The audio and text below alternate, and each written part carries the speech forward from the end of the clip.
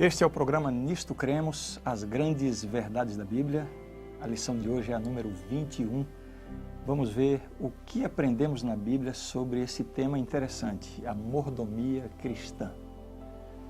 Uma das maiores preocupações das grandes empresas do mundo, das grandes instituições, é encontrar executivos que estejam à altura das exigências do mercado de trabalho.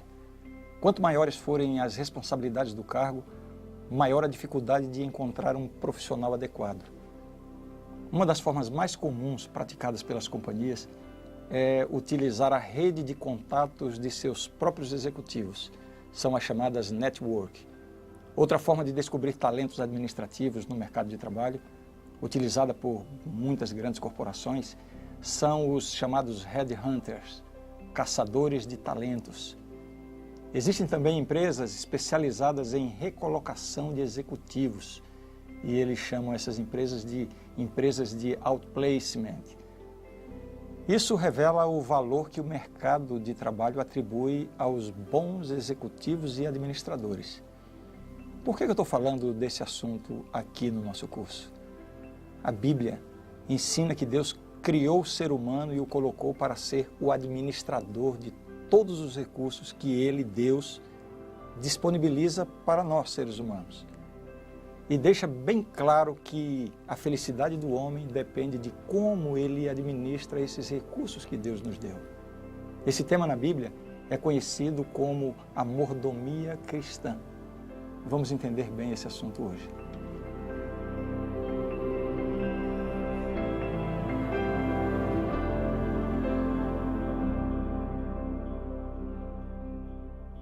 No sentido bíblico, o princípio da mordomia significa o emprego agradecido e responsável de todas as dádivas de Deus. O princípio da mordomia envolve, na verdade, tudo na vida.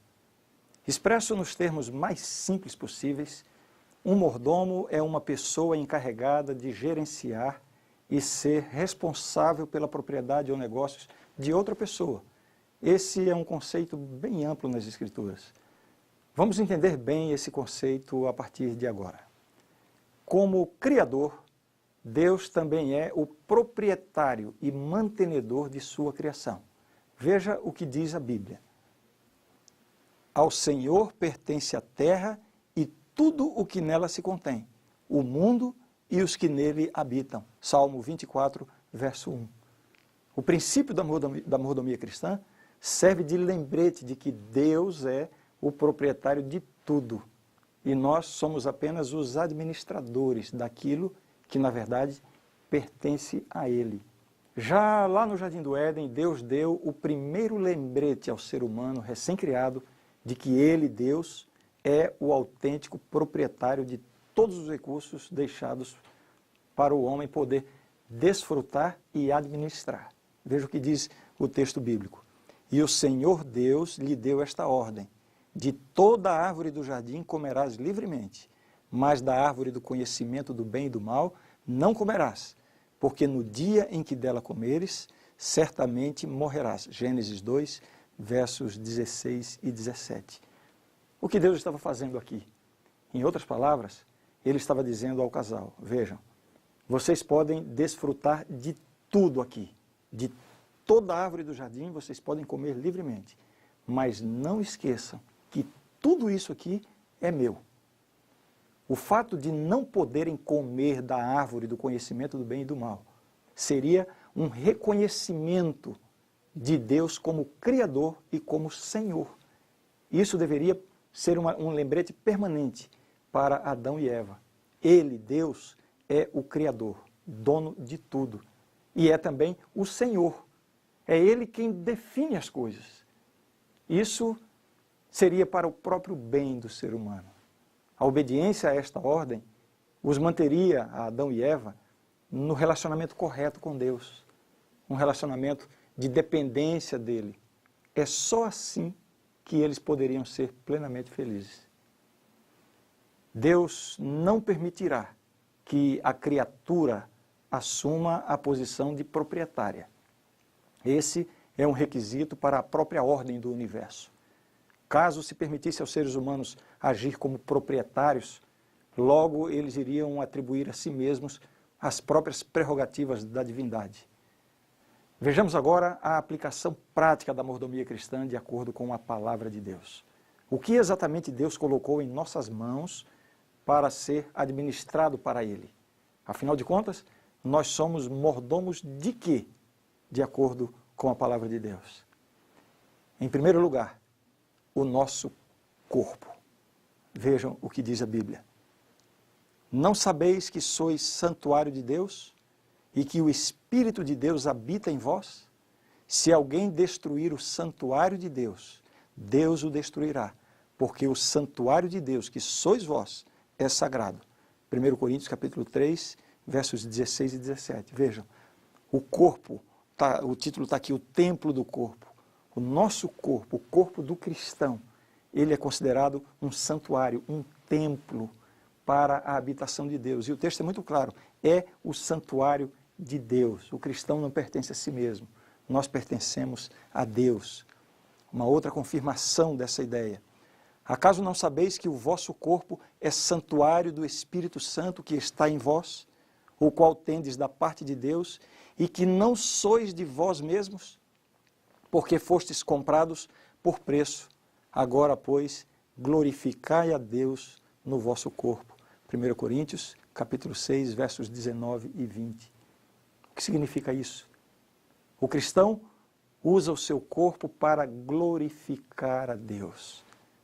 Nós somos mordomos do corpo diante de Deus e não proprietários. Lembra do conceito?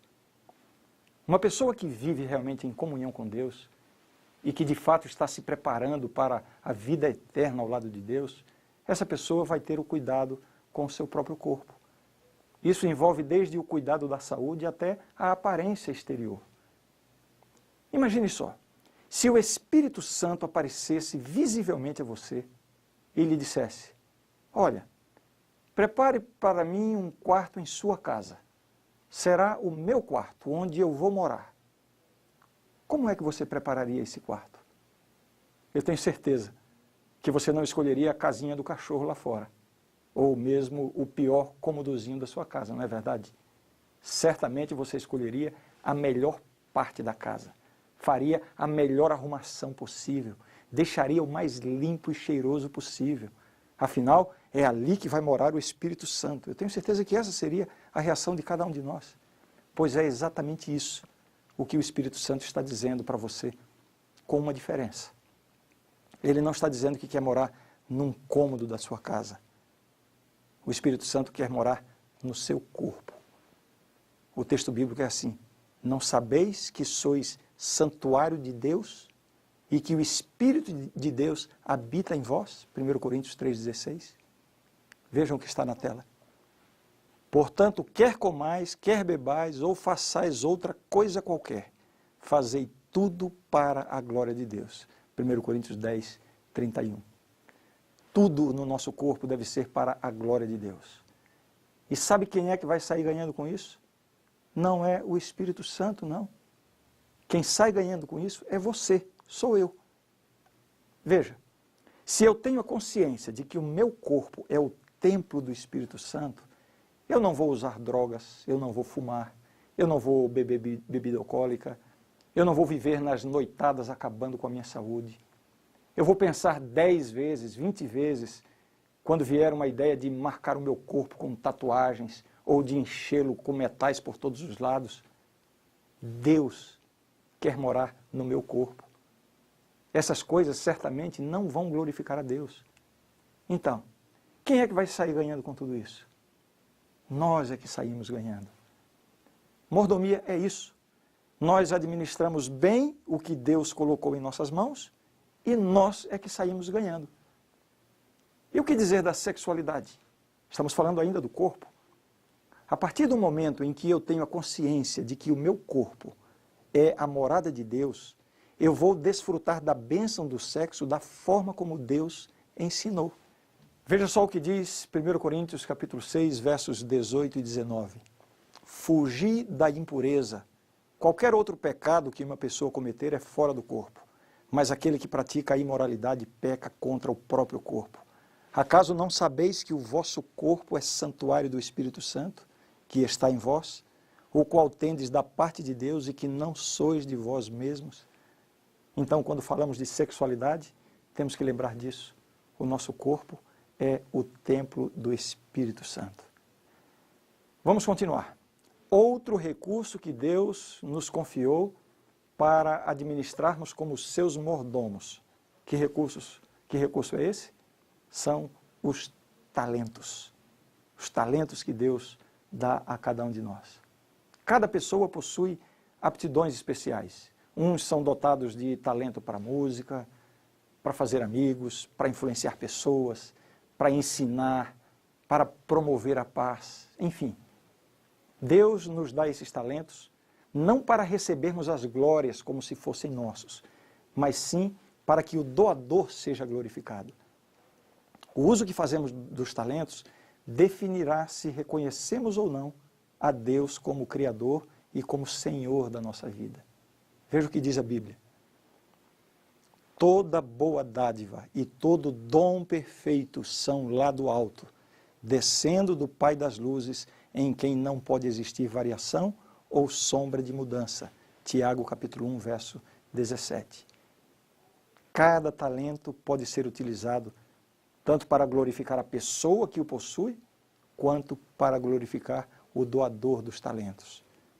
A pessoa pode aperfeiçoar diligentemente o talento para a glória de Deus, ou fazer o mau uso do talento para o seu engrandecimento pessoal. E mais, na parábola dos talentos, Jesus nos adverte da responsabilidade que temos de usar os nossos talentos, em vez de deixá-los inativos.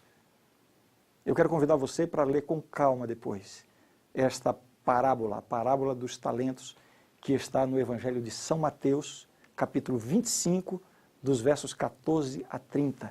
E você vai ver a responsabilidade que nós temos de usar os nossos talentos. E mais uma vez eu pergunto, quem vai sair ganhando com isso? Veja, se você exercita os seus talentos, se você usa os seus talentos em benefício de outras pessoas, em benefício de sua família, de seus amigos, da sociedade, dos seus filhos, quem é que vai sair ganhando com isso? É Deus? Claro que não. Tudo o que Deus nos pede é para o nosso próprio bem. Vamos falar agora de outro recurso que Deus coloca à nossa disposição para que nós administremos para Ele. Outro recurso que exige a nossa mordomia, ou seja, que Deus nos confiou para administrarmos, não como proprietários, e sim como mordomos. Esse recurso se chama tempo. E aqui vem um dos aspectos mais importantes da vida, o uso do tempo. O tempo é um dom de Deus que Ele dá em igual medida para todas as pessoas. Ninguém tem mais ou menos tempo do que ninguém.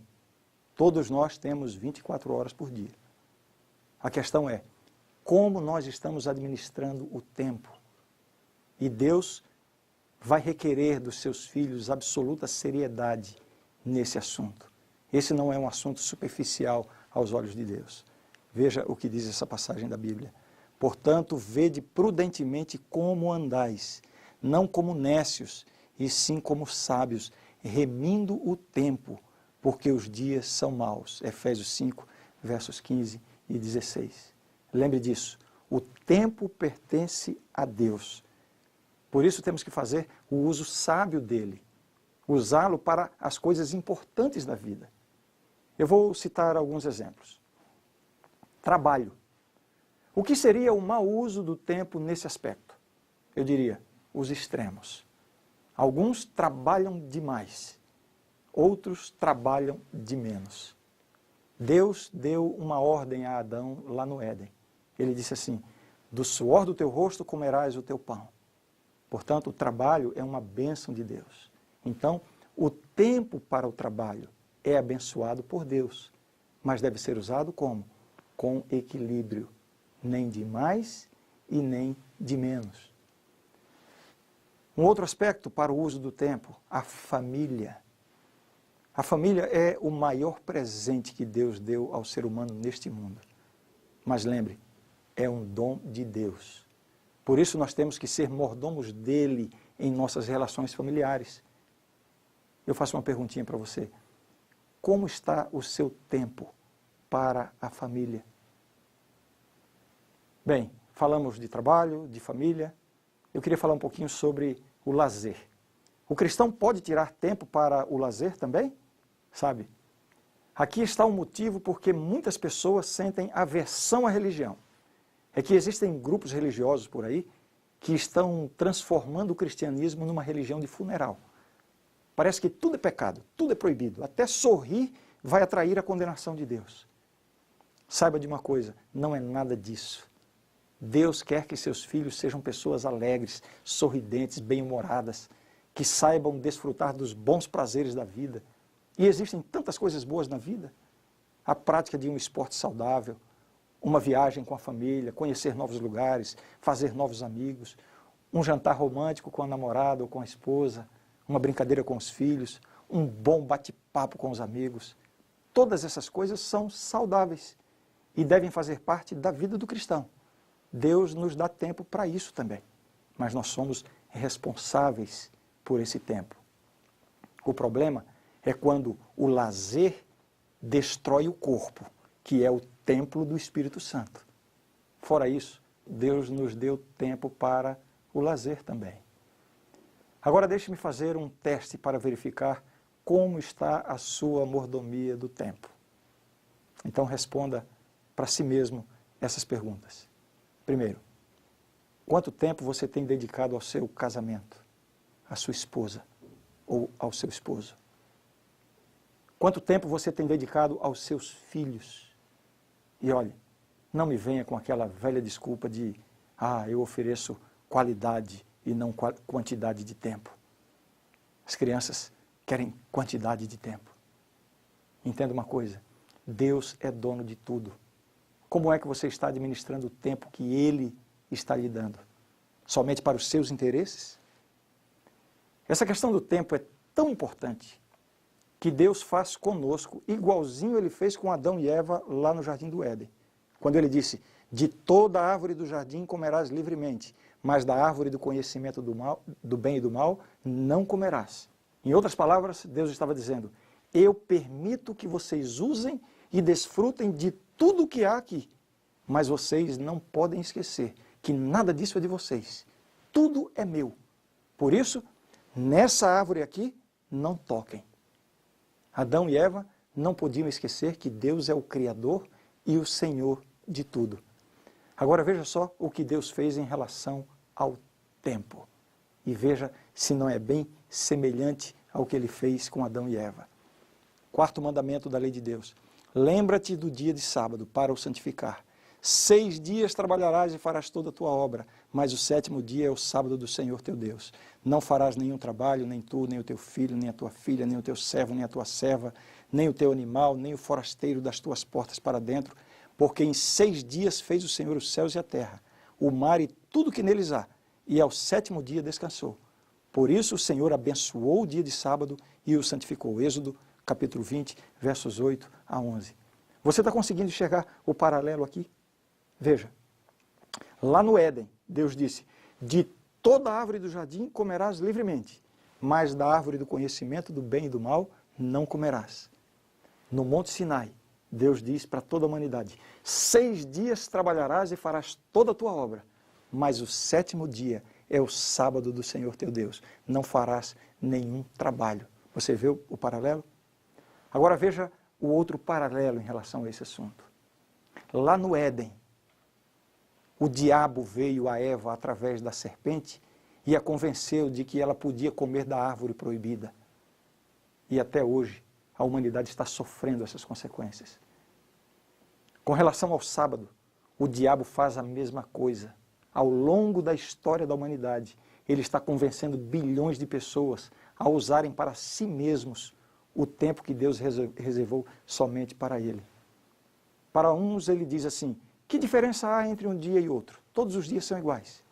Para outros ele diz, guarde o domingo, é o dia da ressurreição de Jesus.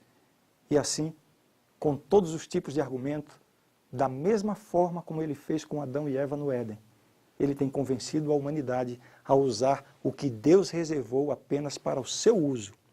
Nesse caso aqui, o 7º dia, o sábado do Senhor. E veja, logo o 4º mandamento, que é o único dos 10, que identifica a Deus como nosso Criador e Senhor. O princípio da mordomia cristã é o quê? É o reconhecimento de Deus como Criador e Senhor. E então o inimigo de Deus ataca exatamente o único mandamento que revela a Deus como Criador e Senhor. Veja novamente aqui o texto do mandamento. Lembra-te do dia do sábado para o santificar. 6 dias trabalharás, farás toda a tua obra, mas o 7º dia é o sábado do Senhor teu Deus. Não farás nenhum trabalho, etc, etc. Porque em 6 dias fez o Senhor os céus e a terra.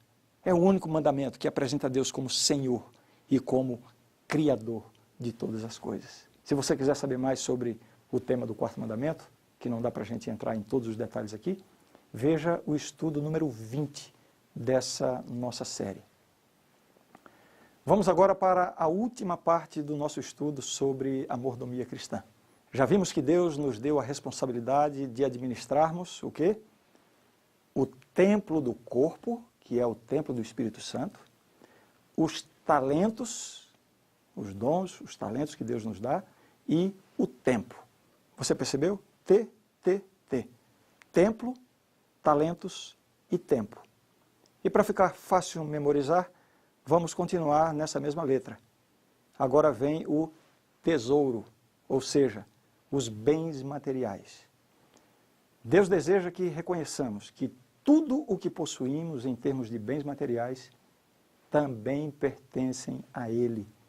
É Ele quem possibilita esses bens em nossa vida. Vamos ler novamente o que está em Tiago, capítulo 1, verso 17.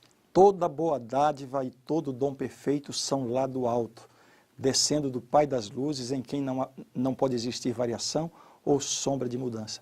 Toda boa dádiva vem de onde? São lá do alto. Tem gente que diz assim, o que eu tenho é meu, ganhei com o meu trabalho, o meu suor, a minha dedicação. E a sua vida, a quem pertence? E se Deus lhe tirar o fôlego de vida que só Ele possui, o que será de você? O que serão das suas riquezas? E se você não tivesse saúde para trabalhar? Veja só o que diz a Bíblia.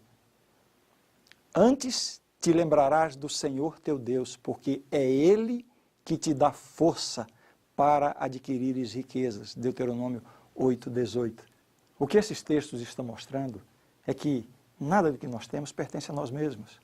Você trabalhou, você se especializou, você se esforçou para isso, mas foi Deus quem lhe deu saúde, quem lhe deu condições.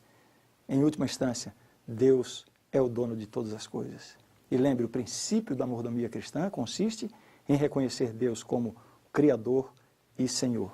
A fim de nos lembrar que Ele, Deus, é a fonte de todas as bênçãos, Deus instituiu o sistema de dízimos e ofertas. Esse sistema fez a provisão para o sustento dos sacerdotes e das atividades do templo israelita. Da mesma forma, o sistema de dízimos e ofertas provê hoje os recursos para o sustento das atividades da igreja e dos missionários que se dedicam totalmente ao Evangelho. Mas essa não é uma invenção humana, é coisa de Deus. O grande problema em relação a esse assunto são os abusos praticados por muitas denominações cristãs, que na verdade transformaram um princípio bíblico tão bonito em um verdadeiro mercado da fé. Eu vou falar sobre isso um pouquinho já já. Antes, deixe-me explicar sobre o assunto dos dízimos e ofertas como a Bíblia ensina. Vamos ler alguns textos da Bíblia. Também todas as dízimas da terra, tanto dos cereais do campo como dos frutos das árvores, são do Senhor. Santas são ao Senhor. Levítico 27. Abraão entregou o dízimo a Melquisedeque, sacerdote de Deus. Você pode ver isso em Gênesis 14, 18 a 20. Jacó fez um voto de entregar o dízimo a Deus. Gênesis 28, verso 20. Os dízimos serviam para sustentar os levitas, que eram aqueles que cuidavam das atividades do tabernáculo e do templo, as atividades religiosas do povo de Israel. Eles não tiveram herança como as outras tribos. Eles eram sustentados com os dízimos de cada uma das tribos. Você vai ver isso em Números capítulo 18. Os dízimos e ofertas eram levados para o lugar de adoração. Está lá em Deuteronômio 12, verso 11. São Mateus, verso 23, o texto diz o seguinte: ai de vós, escribas e fariseus, hipócritas, porque dais o dízimo da hortelã, do endro e do cominho, e tendes negligenciado os princípios mais importantes da lei, a justiça, a misericórdia e a fé. Agora veja o que Jesus disse: devíeis, porém, fazer estas coisas, sem omitir aquelas. Jesus estava, sim, denunciando um mau comportamento deles, mas Jesus não desclassifica a importância de dar o dízimo. Portanto, um princípio corroborado, confirmado pelo próprio Jesus. Agora note o seguinte: alguns desses textos ressaltam que a nossa obrigação para com Deus envolve não somente o dízimo, mas também as ofertas voluntárias. Qual é a diferença? É fácil. O dízimo, de acordo com a Bíblia e com a matemática também, é a 10ª parte daquilo que ganhamos, daquilo que recebemos. E a oferta é livre, é da decisão de cada um. Cada um decide o percentual. Veja bem, Deus não está dizendo que nós somos livres para entregar ou não entregar as ofertas. Ele está dizendo que nós somos livres para determinar o valor ou o percentual. Vamos ler um versículo do profeta Malaquias sobre esse tema. Roubará o homem a Deus? Todavia, vós me roubais e dizeis: em que te roubamos? Nos dízimos e nas ofertas. Com maldição sois amaldiçoados, porque a mim me roubais, vós, a nação toda. Da mesma forma como Deus fez no jardim do Éden com Adão e Eva, reservando uma árvore cujo fruto não deveria ser comido, como um reconhecimento de que Ele é o Criador e Senhor. Da mesma forma como Ele fez com o 4º mandamento, que separa o 7º dia, o sábado, para ser totalmente dedicado a Deus, para o uso de Deus. Da mesma forma, Deus faz com os bens materiais. A maneira que Deus definiu para nos lembrar que somos administradores e não proprietários é devolvendo o dízimo para Deus. Entenda bem, o princípio é esse. Se somos mordomos, então significa que tudo é de Deus. Os 100% do que temos, do que ganhamos, do salário, dos nossos bens, tudo pertence a Deus. Esse é o sentimento, é o espírito do verdadeiro cristão. Mas ele nos dá liberdade para administrarmos 90% e separa 10% para uso exclusivo dele. No Éden, ele disse: de toda a árvore do jardim comerás livremente. No Sinai, ele disse: 6 dias trabalharás e farás toda a tua obra. E agora, o que ele está dizendo em relação ao nosso dinheiro? Ele está dizendo exatamente o que a Bíblia nos mostra. Trazei todos os dízimos à casa do tesouro, para que haja mantimento na minha casa, e provai-me nisto, diz o Senhor dos Exércitos, se eu não vos abrir as janelas do céu, e não derramar sobre vós bênção sem medida. Por vossa causa repreenderei o devorador, para que não vos consuma o fruto da terra. A vossa vide no campo não será estéril, diz o Senhor dos Exércitos. Todas as nações vos chamarão felizes, porque vós sereis uma terra deleitosa, diz o Senhor dos Exércitos. Malaquias 3, 10 a 12. Que promessa maravilhosa, que coisa extraordinária. Deus, ao pedir o dízimo, não é porque Ele queira ser beneficiado por isso. Ele é dono de tudo, mas é a forma como Ele encontra para que nós estejamos em plena comunhão com Ele e Ele então possa nos abençoar em retribuição a isso. Por isso que Ele diz assim: trazei todos os dízimos à casa do tesouro para que haja mantimento na minha casa e provai-me nisto. Se Ele não vai repreender o devorador, se Ele não vai multiplicar os seus bens. Você percebe que o princípio da mordomia também está presente aqui? Quem será o beneficiado? É Deus? Claro que não. Ele promete bênçãos em resposta à nossa fidelidade nesse ponto. Mas lembre, isso aqui envolve os dízimos, 10%, e as ofertas, quanto você decidir. Agora eu quero lhe fazer uma séria advertência. Cuidado. Cuidado com o evangelho da prosperidade que está sendo pregado por aí. Existe uma chamada teologia da prosperidade ocupando os púlpitos das igrejas cristãs que não tem nada a ver com essa teologia bíblica. Resumidamente, essa teologia ensina que quanto mais dinheiro você entrega para a igreja, mais bênçãos você receberá de Deus. Está na moda os pregadores pressionarem os fiéis, tentando convencê-los que se eles não entregarem tudo na igreja, Deus não poderá abençoá-los, porque isso seria falta de fé, falta de confiança em Deus. Eu tenho visto muitas pessoas sinceras sendo extorquidas por esses falsos profetas da atualidade. Essas igrejas são verdadeiras prateleiras da fé. O crente vai lá, escolhe o seu produto e paga por isso. Uns querem cura para uma doença, outros querem sorte no amor, outros buscam um emprego, outros são convencidos que estão possessos por demônios e por aí vai. O que se vê são pessoas, pobres almas, ovelhas feridas pelas desventuras da vida, profundamente necessitadas de um amparo espiritual, de uma palavra que as leve para mais perto de Deus. Mas o que é que encontram em muitas igrejas? Um produto celeste à venda. Cura, libertação, prosperidade financeira, basta pagar por isso. Sabe, a proposta de Deus é muito diferente disso. Ele oferece a salvação gratuitamente pela fé em Cristo. Isso não pode ser comprado, é de graça. Ele também estabelece regras de vida unicamente para a nossa felicidade. Ele diz, cuide do seu corpo, use bem os seus talentos, administre o seu tempo com sabedoria e seja um fiel dizimista e ofertante para a causa do Evangelho. E Ele mesmo dá a sua palavra como garantia. Provai-me nisto, diz o Senhor dos Exércitos, se eu não vos abrir as janelas do céu e não derramar sobre vós bênção sem medida. Esse é o plano de Deus para a vida de cada um dos seus filhos.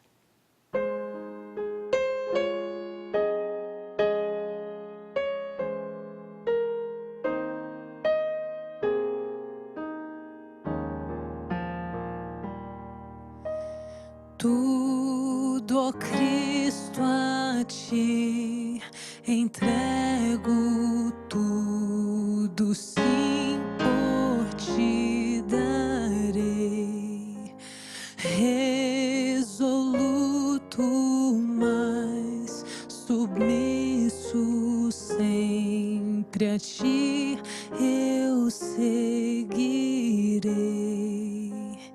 Tudo entregarei, tudo entregarei. Sim, por ti, Jesus bendito, tudo deixarei.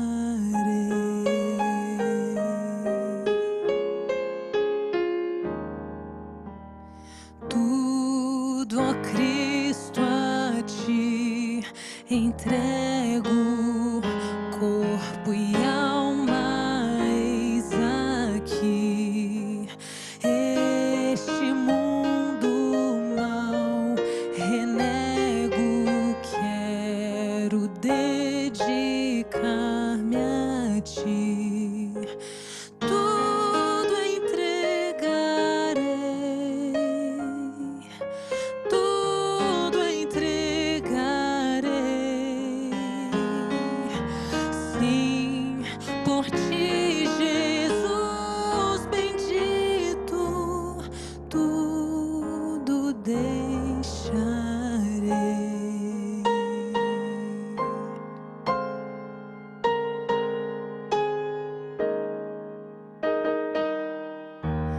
Tudo, ó Cristo, a ti entrego, que prazer, ó meu Senhor.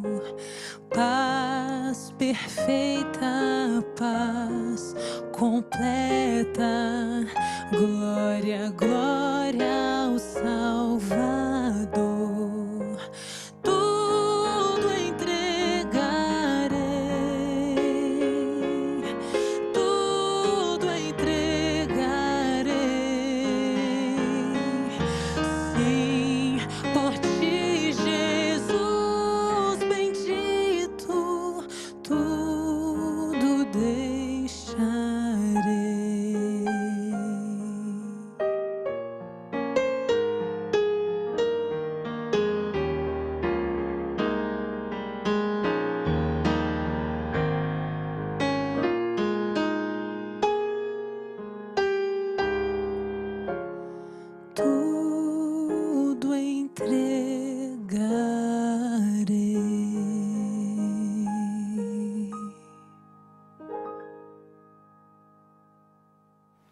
A grande verdade do estudo de hoje é esta: somos despenseiros de Deus, responsáveis a Ele pelo uso apropriado do tempo e das oportunidades, capacidades e posses, e das bênçãos da terra e seus recursos que Ele colocou sob o nosso cuidado. Reconhecemos o direito de propriedade da parte de Deus por meio de fiel serviço a Ele e a nossos semelhantes, e devolvendo os dízimos e dando ofertas para a proclamação de seu Evangelho e para a manutenção e o crescimento de sua igreja. A mordomia é um privilégio que Deus nos concede para desenvolvimento no amor e para vitória sobre o egoísmo e a cobiça. O mordomo se regozija nas bênçãos que advêm aos outros como resultado de sua fidelidade. Esta é a verdade e eu creio nisto. Na próxima lição estudaremos sobre a conduta cristã, como deve ser a vida do cristão. Vamos estudar sobre vestuário, lazer, alimentação e muito mais. Aguardo você.